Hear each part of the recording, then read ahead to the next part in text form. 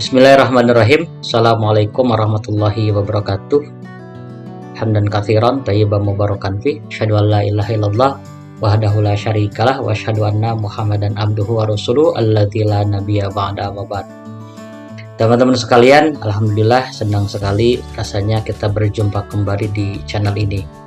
Channel edukasi dan konstruktif, mudah-mudahan teman-teman bisa mengambil pelajaran hasanah keilmuan dari apa yang diperbincangkan pada video-video di channel ini.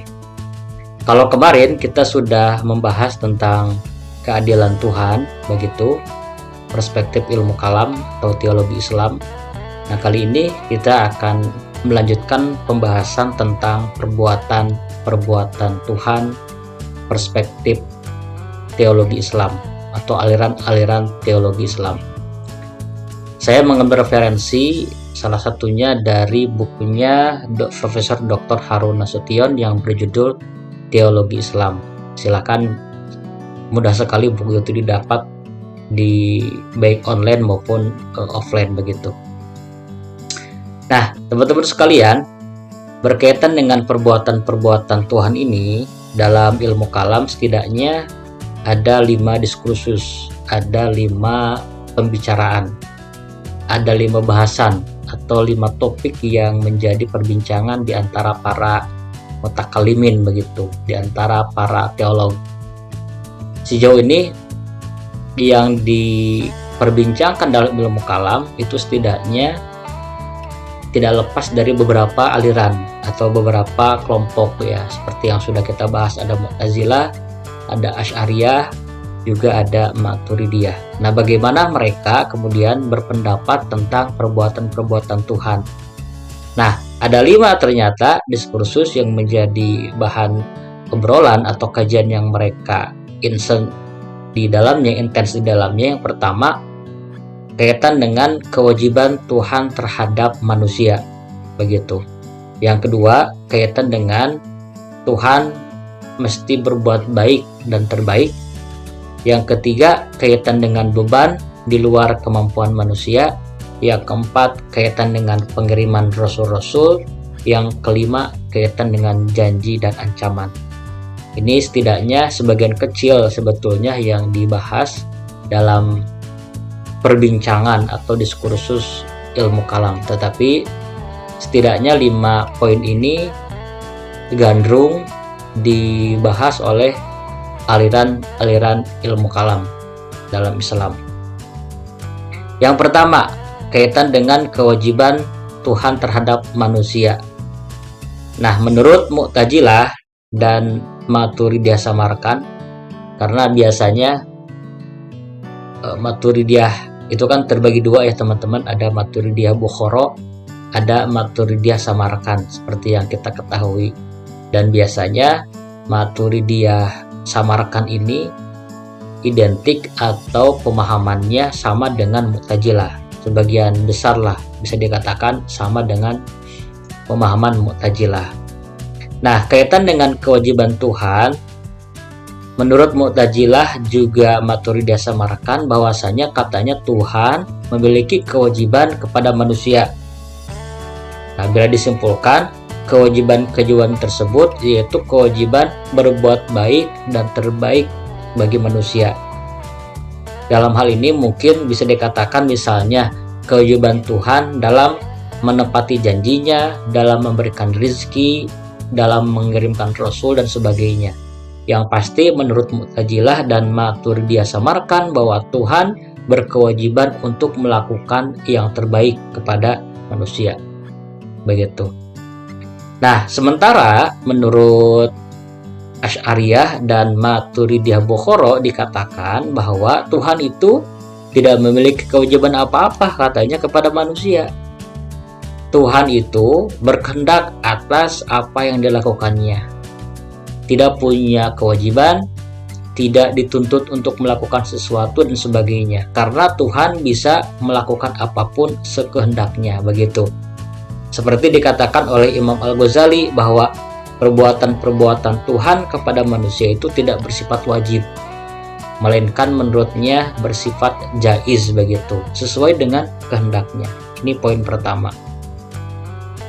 Nah, yang kedua, teman-teman, kaitan dengan berbuat baik dan terbaik. Dalam istilah Arabnya disebut as-solah wal aslah, begitu.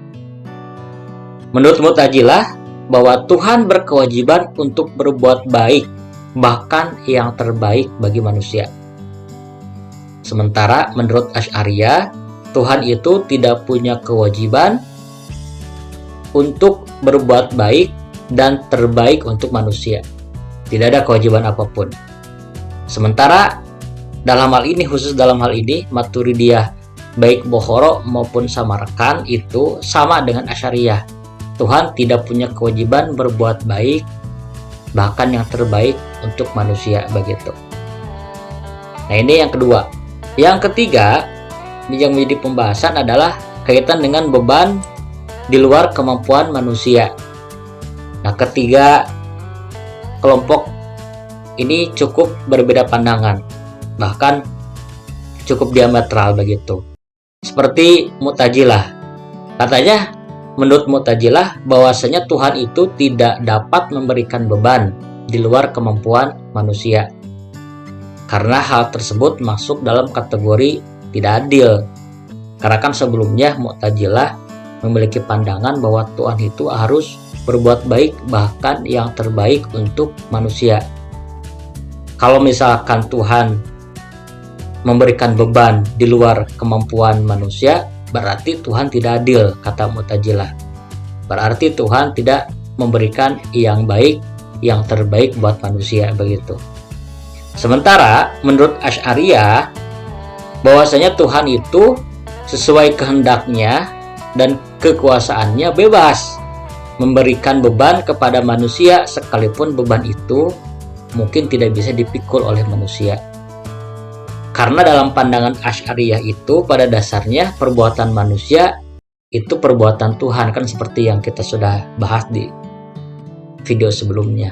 Bahwasanya perbuatan manusia itu perbuatan Tuhan, artinya bahwa segala sesuatu pasti mampu, pasti akan bisa dilewati oleh manusia.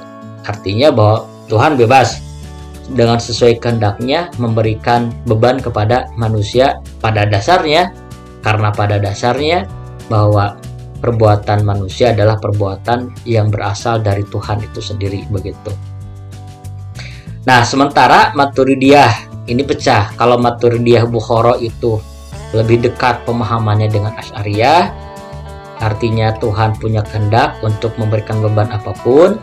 Nah, kalau Samarkand, Maturidiyah Samarkand, dia memiliki pandangan bahwasanya Tuhan itu tidak dapat memberikan beban yang tidak bisa dipikul oleh manusia.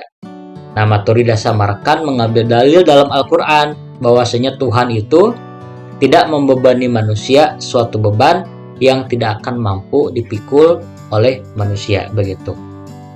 Nah, ini teman-teman yang ketiga. Yang keempat yang menjadi diskursus pembahasan adalah kaitan dengan pengiriman rasul ya. Nah, menurut Mu'tazilah, pengiriman rasul itu tidak begitu penting. Kenapa tidak begitu penting? Karena kan kita tahu bahwa Mu'tazilah itu bergantung pada akal. Jadi kebenaran itu bisa dicari melalui akal, kan itu. Seperti yang sudah dibahas dalam pembahasan akal dan wahyu, begitu. Jadi pada dasarnya menurut Mu'tazilah pengiriman rasul tidak begitu penting. Karena kebenaran bisa dicari melalui akal, begitu. Bergantung sekali pada akal itu Mu'tazilah. Nah, hanya saja tetap Mu'tazilah punya anggapan, berargumen bahwa karena akal manusia tidak mengetahui semua hal tentang Tuhan dan alam gaib, begitu, maka Tuhan memiliki kewajiban untuk mengirim rasul-rasul kepada umat manusia. Jadi ini merupakan kewajiban Tuhan kepada manusia. Mereka percaya bahwa Tuhan berkewajiban untuk melakukan yang baik dan terbaik bagi manusia, sehingga pengiriman rasul adalah suatu keharusan. Menurut pandangan mereka, tanpa kehadiran rasul-rasul, manusia tidak akan dapat mencari atau mencapai kehidupan yang baik dan terbaik di dunia dan di akhirat. Begitu. Tapi kata Mu'tazilah memang tidak begitu penting, tapi justru itu menjadi kewajiban Tuhan untuk menyampaikan atau mengirimkan Rasul, karena manusia atau akal manusia tidak mampu mencapai tentang Tuhan dan keberadaan alam-alam gaib begitu. Sementara menurut Asy'ariyah justru pengiriman Rasul itu sangatlah penting, apalagi kita tahu bahwa Asy'ariyah lebih memegang wahyu ketimbang akal. Begitu. Kata Asy'ariyah bahwa pengiriman Rasul-Rasul mempunyai arti yang besar bagi kaum Asy'ariyah. Karena apa? Karena menurut Asy'ariyah bukan hanya dengan adanya Rasul itu bukan hanya bisa mengetahui hal-hal yang sifatnya akhirat saja, tapi juga bersangkutan atau berkaitan dengan masalah dunia. Penting. Nah, sementara menurut Maturidiyah, lagi-lagi kalau Maturidiyah Bukhara itu sama dengan Asy'ariyah sangat penting pengiriman Rasul, sementara Maturidiyah Samarkand menegaskan bahwa pengiriman Rasul tidak begitu penting sama dengan Mu'tazilah, tetapi merupakan kewajiban dari Tuhan yang Maha Baik begitu. Yang kelima yang menjadi diskursus adalah berkaitan dengan janji dan ancaman begitu. Menurut Mu'tazilah, Tuhan akan bersifat tidak adil jika ia tidak menepati janji untuk memberi upah kepada orang yang berbuat baik dan tidak memberi ancaman kepada orang yang berbuat jahat. Menurut Mu'tazilah tidak adil begitu. Karena salah satu perbuatan Tuhan juga menurut Mu'tazilah menepati janji dan menjalankan ancaman. Disebutnya al-wa'ad dan al-wa'id begitu. Tidak adil kalau misalkan Tuhan tidak memberikan pahala, tidak memberikan ancaman begitu. Sementara menurut Asy'ariyah begitu, Tuhan itu tidak punya kewajiban menepati janji dan menjalankan ancaman yang tersebut dalam Quran dan hadis.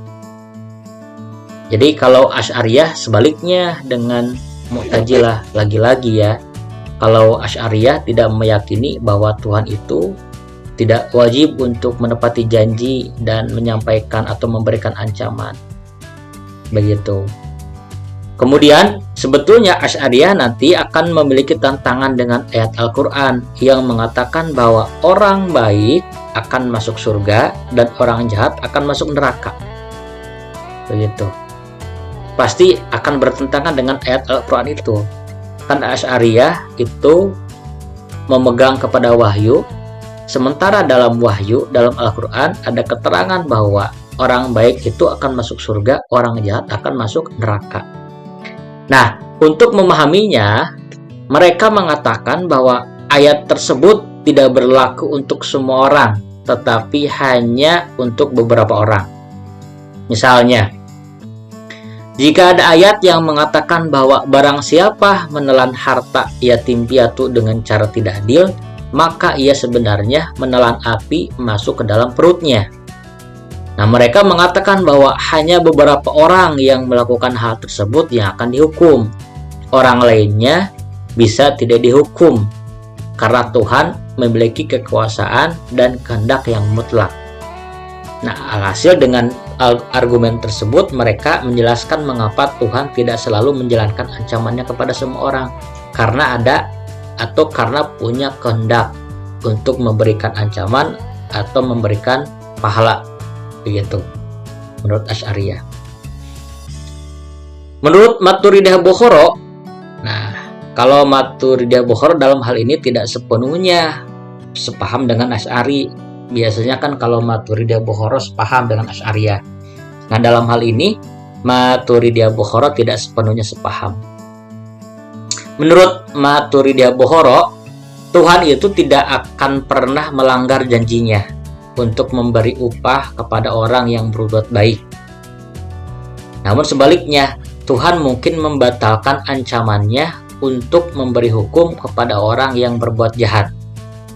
Oleh karena itu, nasib orang yang berdosa besar sepenuhnya ditentukan oleh kehendak mutlak Tuhan. Jika Tuhan berkehendak untuk memberi ampun kepada orang yang berdosa, Dia akan memasukkannya ke dalam surga, bukan ke neraka. Sebaliknya, jika Tuhan berkehendak untuk memberikan hukuman, Dia akan memasukkannya ke dalam neraka untuk sementara waktu atau selamanya. Bukan tidak mungkin bahwa Tuhan memberi ampun kepada seseorang, sementara pada saat yang sama tidak memberikan ampunan kepada orang yang lain, meskipun dosanya sama begitu. Lagi-lagi, kalau Maturidiyah Boro mengatakan bahwa segala sesuatu itu kembali kepada kehendak dan kekuasaan dari Tuhan yang Maha Kuasa begitu. Tetapi Tuhan catatannya tidak pernah melanggar janjinya untuk memberikan upah kepada orang baik begitu. Nah, sementara kalau Maturidiyah Samarkand ini sependapat dengan Mu'tazilah bahwasanya Tuhan itu tidak adil kalau tidak menepati janjinya dan tidak memberi ancaman kepada mereka yang melakukan perbuatan dosa. Nah, itu teman-teman setidaknya 5 hal yang dibahas dalam ilmu kalam yang berkaitan dengan perbuatan-perbuatan Tuhan. Mudah-mudahan ada guna dan manfaat. Mudah-mudahan ada guna dan manfaat. Selebihnya silakan kalian bisa mengambil referensi dari yang lain. Mohon maaf bila ada salah-salah kata. Wassalamualaikum warahmatullahi wabarakatuh.